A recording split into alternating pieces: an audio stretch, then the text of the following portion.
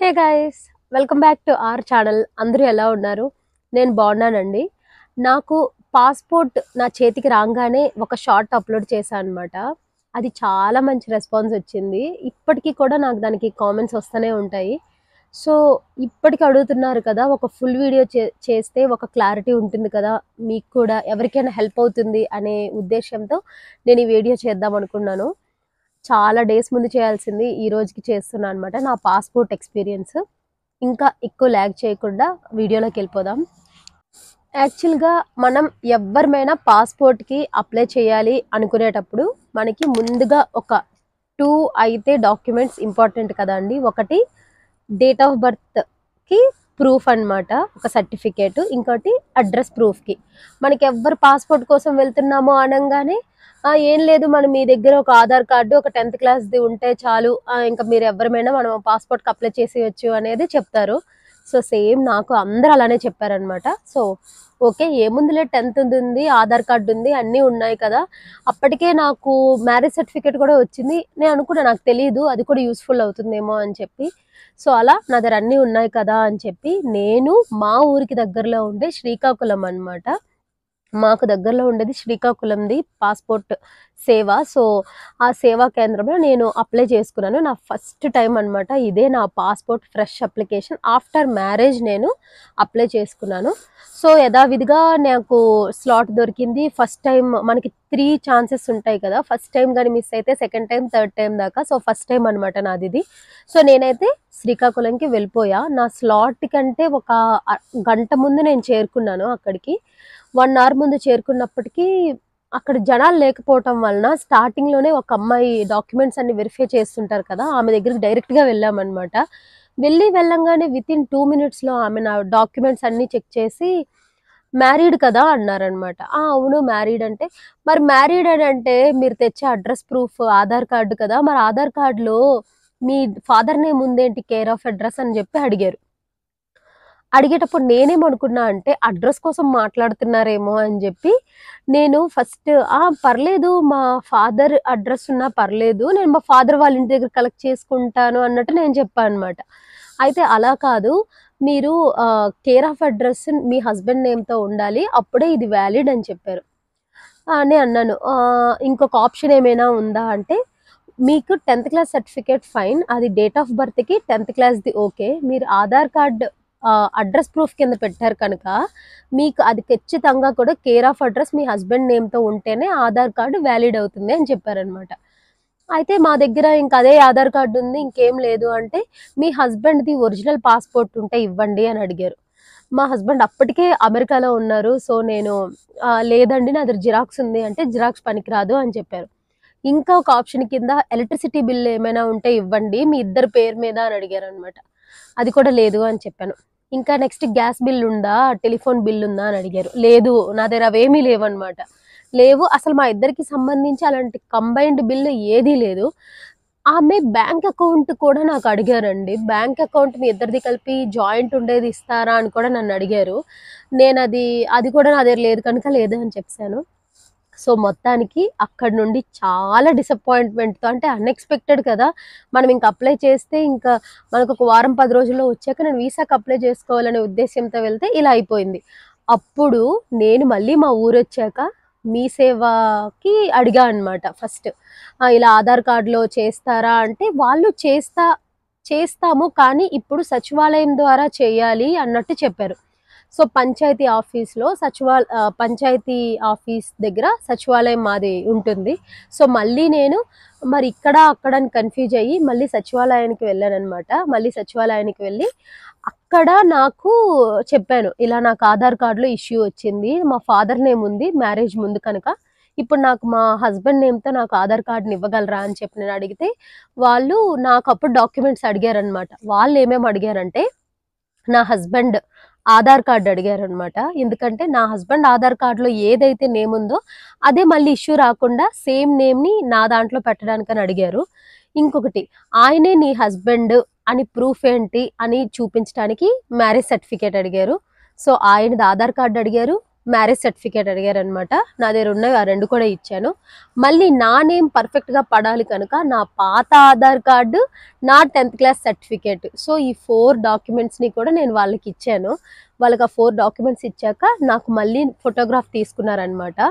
నేను నా ఆధార్ కార్డులో కేర్ ఆఫ్ అడ్రస్ని చేంజ్ చేయడానికి నా హస్బెండ్ ఆధార్ కార్డు ఇచ్చాను, మ్యారేజ్ సర్టిఫికేట్ ఇచ్చాను, నా 10th క్లాస్ ఒరిజినల్ సర్టిఫికేట్ ఇచ్చాను, మ్యారేజ్ సర్టిఫికేట్ కూడా మా ఇద్దరిది ఒరిజినల్దే ఇచ్చాను, జిరాక్స్ కాకుండా.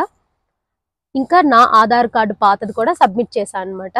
సో ఇవన్నీ అయ్యాక నాకు ఒక ఫోటో తీసుకున్నారు. కొత్తగా ఫోటో కూడా అప్డేట్ చేయమని చెప్పాను. ఎప్పుడో చిన్నప్పుడు 7th 8th స్టాండర్డ్లో ఉండేది, ఆల్మోస్ట్ భూతంలానే ఉంటుంది అది. అది కొంచెం మార్చమని చెప్పాను అనమాట. సో నాకు మళ్ళీ ఫోటో తీశారు. తీసాక అక్కడికి ఒక 15 days తర్వాత కాదు, ఒక 8 to 9 days తర్వాత నాకు దానికి సంబంధించి ఆ నంబర్ ఒకటి మనకి ఐడి ఇస్తారనమాట. ఆ ఐడి నంబర్తో నాకు ఒక ఒరిజినల్ కాదు కానీ మీ సేవ నుండి నాకు ఒక ఆధార్ కార్డుది ప్రింట్అవుట్ వచ్చిందనమాట. అది ఒరిజినల్ అంటే ఒరిజినలే, కాకపోతే నాకు అక్కడ సచివాలయం వాళ్ళు ఇచ్చింది కాదు. ఒక 8 days తర్వాత నేను మీ సేవ నుండి తీసుకున్నా సేమ్ ప్రింట్. కాకపోతే ఆ ప్రింట్తోనే నేను మళ్ళీ అప్లై చేశాను అనమాట పాస్పోర్ట్కి. మళ్ళీ నాకు అది 8 daysకి మీ సేవ నుండి నేను తీసుకున్న ఈ ప్రింట్ 15 days తర్వాత నాకు ఒరిజినల్ది పంపించారనమాట. గవర్నమెంట్ ఆఫ్ ఇండియా అని చెప్పి నాకు మనకి రెగ్యులర్గా ఆధార్ కార్డు ఎలా ఉంటుందో సేమ్ అదే సైజు తోటి నాకు వచ్చేసింది. సేమ్ ఈ రెండిటికి పెద్ద డిఫరెన్స్ ఏం లేదు, ఏదైనా ఒరిజినలే కదా. సో నేను మీ సేవ నుండి వచ్చిన కాపీతోనే నేను కంటిన్యూ అయిపోయా. సో నా సెకండ్ టైం అనమాట. నాకు శ్రీకాకుళంలో లేట్ అయినప్పుడే వాళ్ళు చెప్పారు, మీది కొంచెం అర్జెంట్ అంటున్నారు కనుక మళ్ళీ సెకండ్ టైం శ్రీకాకుళంలో అప్లై చేయొద్దు, మీరు వైజాగ్లో అప్లై చేయండి అని చెప్పారనమాట. అక్కడైతే మీకు వితిన్ 1 weekలో పాస్పోర్ట్ వచ్చేసే అవకాశం ఉంది, ఇక్కడైతే లేట్ అవుతుంది అని చెప్పారు. సో నేను సెకండ్ టైం జాగ్రత్తగా నా ఆధార్ కార్డ్ని 1కి 100 సార్లు చక్కగా చూసుకొని నేను సెకండ్ టైము వైజాగ్లో పెట్టుకున్నాను అనమాట. సో వైజాగ్లో పెట్టుకున్నాక నాకు వైజాగ్లో వచ్చింది, స్లాట్ దొరికింది, తొందరగానే దొరికింది. సో వైజాగ్ వెళ్ళాను. వైజాగ్ వెళ్ళాక స్టార్టింగ్లోనే అనమాట వాళ్ళు మళ్ళీ డాక్యుమెంట్స్ అన్నీ చెక్ చేశారు. డాక్యుమెంట్స్ చెక్ చేయగానే నన్ను లోపలికి వెళ్ళబోయే ముందు నన్ను అడిగారు అనమాట, అడ్రస్ ఒకటే చేంజ్, మీ హస్బెండ్ నేమ్తో చేంజ్ చేశారు, దట్స్ ఫైన్, అడ్రస్ ఏంటమ్మా నీది సేమ్ ఉన్నట్టుంది అని అడిగారనమాట. సేమ్ ఎందుకుంది అంటే మా అమ్మ వాళ్ళు ఉండేది, మా అత్తగారు వాళ్ళు ఉండేది సేమ్ స్ట్రీట్. సో ఒక్క డోర్ నంబరే మారింది నా ముందు ఆధార్ కార్డుకి, ఇప్పుడు ఆధార్ కార్డుకి. సో నేను చెప్పాను, ఇద్దరు ఉండేది ఒకటే ఊరండి, సో ఒక డోర్ నంబరే మారింది, మిగిలినంతా డీటెయిల్స్ సేమ్ అంటే అదేం ప్రాబ్లం లేదు, ఇప్పుడుండే నీకు ఈ అడ్రస్ కరెక్టే కదా అంటే కరెక్టే అని చెప్పాను. అంతా ఓకే అనమాట. అంతా ఓకే అయ్యాక వాళ్ళు చెప్పారు, ఇట్లా నువ్వు పాత దాని నుంచి కొత్త ఆధార్ కార్డుకి మార్చావు కనుక నువ్వు ఇప్పుడు ఒక లెటర్ రాయాలి మాకు, ఎందుకంటే నువ్వు పాస్పోర్ట్కి అప్లై చేసేటప్పుడు వచ్చే ఆధార్ కార్డు వేరు, ఇప్పుడు నువ్వు తెచ్చే ఆధార్ కార్డు వేరు కనుక నువ్వు ఒక లెటర్ రాసి పెడితే మేము ఇది యాక్సెప్ట్ చేస్తాము అని చెప్పారు. సో అప్పుడు నేను కూర్చొని లెటర్ రాశాను అనమాట. ఇలా రాశాను, అయ్యా రెస్పెక్టెడ్ సార్ అని చెప్పి స్టార్ట్ చేసి, నేను ముందు ఆధార్ కార్డులో నా హస్బెండ్తో కాకుండా మా ఫాదర్తో కేర్ ఆఫ్ అడ్రస్ ఉండింది నా పెళ్ళికి ముందుది కనుక, నా పెళ్ళయ్యాక నేను ఇప్పుడు ఆధార్ కార్డ్ని నా హస్బెండ్ పేరుతో మార్చి తెచ్చాను, సో మీరు ఈ ఆధార్ కార్డ్ని యాక్సెప్ట్ చేస్తారని అనుకుంటున్నాను అని చెప్పినట్టు అట్లా మొత్తం లెటర్ రాసి వాళ్ళకి సబ్మిట్ చేశాను అనమాట. లెటర్ రాసి సబ్మిట్ చేశాక వాళ్ళు అప్పుడు మళ్ళీ వెరిఫికేషన్కి లోపలికి పంపిస్తారు కదా, మనకి ఫోటో అవన్నీ కళ్ళు అవి ఫోటో తీస్తారు కదా, అక్కడికి మళ్ళీ పంపారు. నాకు ఇంక అక్కడి నుండి వాళ్ళు ఎప్పుడైతే లెటర్ అన్నారో అప్పటి నుంచి ఎక్కడికి వెళ్ళినా కూడా నాకు భయం తగులుకుంది, ఏమవుతుందా అని చెప్పి. సో మళ్ళీ అడిగారు, ప్రతి ఒక్కరు అదే క్వశ్చన్ చేశారనమాట. ఓకే పేరు మార్చారు, అంతా మార్చారు, ఒక డోర్ నెంబరే మారింది ఏంటి అంటే నేను అందరికీ చెప్పాను సేమ్ ఊరు అది ఇది అంటే ఎక్కడ కూడా ఇష్యూ అవ్వలేదు, నాకు పెద్దగా క్వశ్చన్స్ కూడా అడగలేదు. సో ఈ లెటర్ కూడా చూసి ప్రతి చోట కూడా బాగానే అయిపోయింది, ఎక్కడ నాకు ఇంకేం అడగలేదు. సేమ్ 10th సర్టిఫికేట్, నా కొత్త ఆధార్ కార్డు తీసుకెళ్ళాను కదా అది అడిగారు.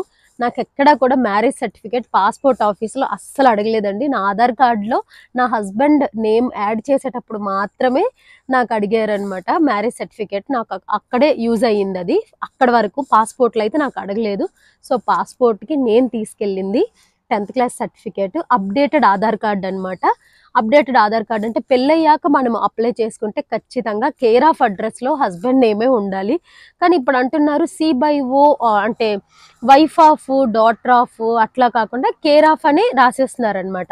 కేర్ ఆఫ్ ఇట్లా మా హస్బెండ్ నేమ్తో వచ్చింది. సో నాకు అలా నెక్స్ట్ అన్నిట్లో కూడా చక్కగానే అయిపోయింది. పెద్దగా క్వశ్చన్స్ పడలేదు. అప్పుడు సేమ్ అనమాట.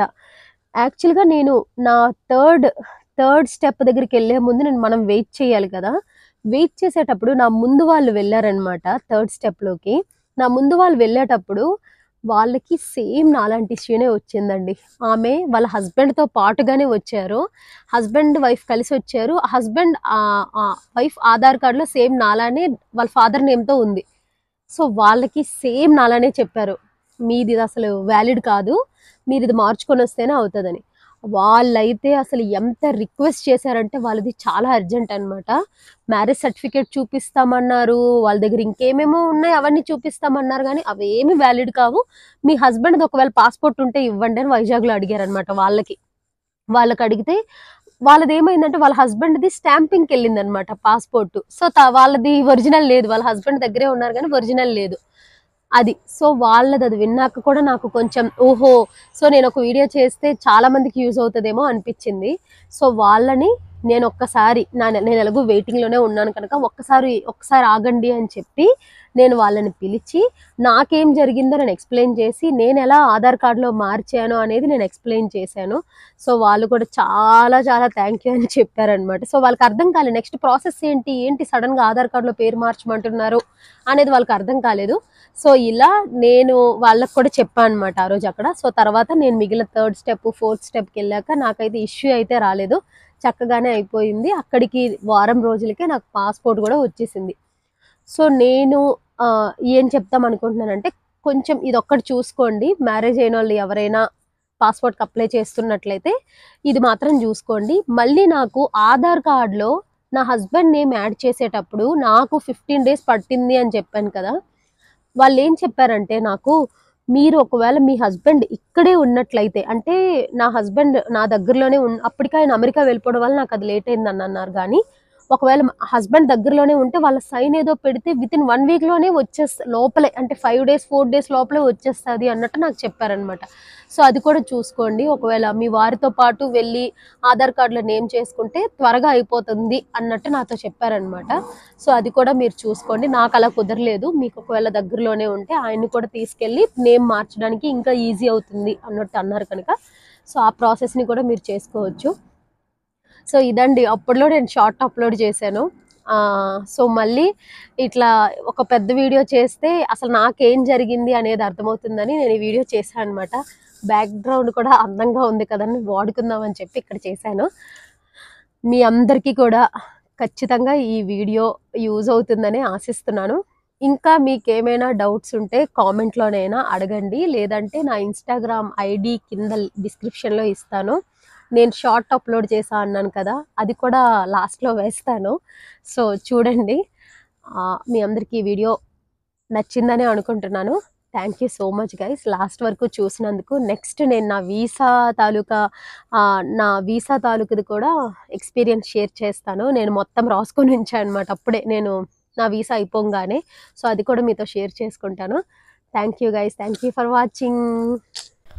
హలో గైస్, ఎవరైనా అమ్మాయిలు మ్యారేజ్ అయ్యాక పాస్పోర్ట్ అప్లై చేయాలి అనుకున్నట్లయితే పాస్పోర్ట్ అప్లై చేసేటప్పుడు మనం అడ్రస్ ప్రూఫ్ ఇవ్వాల్సి ఉంటుంది. ఎవరైనా అడ్రస్ ప్రూఫ్గా ఆధార్ కార్డ్ ఇవ్వాలి అనుకున్నట్లయితే మన మ్యారేజ్ ముందు కేర్ ఆఫ్ అడ్రస్ ఆధార్ కార్డులో ఫాదర్ నేమ్ ఉంటుంది. ఫాదర్ నేమ్ కాకుండా ఇప్పుడు మ్యారేజ్ అయినాక అప్డేటెడ్ ఆధార్ కార్డ్ చేయించుకోవాలి హస్బెండ్ నేమ్తో. ఆధార్ కార్డులో కేర్ ఆఫ్ అడ్రస్ హస్బెండ్ నేమ్తో ఉంటే మాత్రమే పాస్పోర్ట్ సేవా కేంద్రంలో అది యాక్సెప్ట్ చేస్తున్నారు అడ్రస్ ప్రూఫ్ కింద. లేదంటే వాళ్ళు మనకి హస్బెండ్ ఒరిజినల్ పాస్పోర్ట్ కాపీ కానీ బ్యాంక్ పాస్బుక్ ఉంటుంది కదా, ఇద్దరిది కలిపి హస్బెండ్ అండ్ వైఫ్ది కలిపి ఉండే జాయింట్ అకౌంట్ కానీ ప్రూఫ్గా అడుగుతున్నారు. వాటర్ బిల్, గ్యాస్ బిల్ అవి కూడా యాక్సెప్ట్ చేస్తారు, కానీ ఇద్దరు నేమ్తో ఉండాలి ప్రూఫ్గా, అది మాత్రమే యాక్సెప్ట్ చేస్తారు. మ్యారేజ్ సర్టిఫికేట్ అడ్రస్ ప్రూఫ్కి యాక్సెప్ట్ చేయరు. ఒకవేళ ఎవరైనా మ్యారేజ్ అయ్యాక అప్లై చేసుకుంటే మాత్రం ఇది చెక్ చేసుకొని వెళ్ళండి ఫ్రెండ్స్. Thank you.